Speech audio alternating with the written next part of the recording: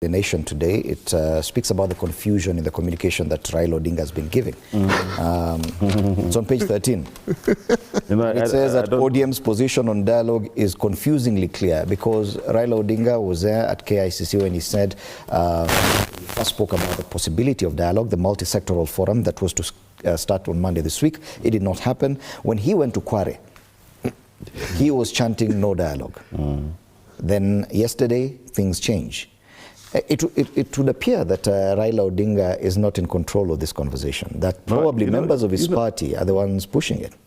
I don't think that Raila Odinga makes decisions alone. I think that he has to depend on various, listening to various people in the stakeholders in the party and also in the Azimio coalition to arrive at a decision. So maybe for him, the decision was that we are not going for dialogue. But after having listened to a good number of us, including myself, having talked to him and told him, even given him the history of, the recent cooperation with the government, when I hear Njeri telling us that, we should not wait for Gen Zs to go to the street and suffer and, demonstrate and protest and do all those things for us to gain. I like to remind Gen Z that, Gen Z Njeri, that what is happening now is, if you compare it to what we have gone through as Azimio and as ODM in this country, then it's a joke. You remember last year we lost 75 of us. We lost a good number of properties, including in the campaign team, including in the convoy of Raila Odinga. We even saw bodyguards arrested, MCAs, MPs kidnapped from their homes and so on.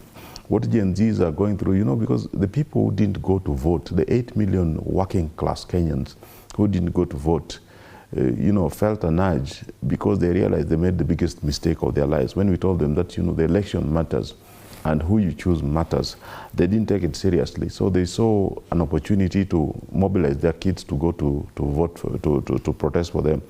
But remember in 2013, we had the national dialogue, which was called after the elections then. In 2015, 2016, we had the Okoa Kenya protest and Waiguru must go. In 2017, you also saw the post-election, protest. We have gone through all these things. Sometimes we wonder, when we sit down, we wonder, I've sat down with Azimio leadership and wondered, what if Ruto goes today?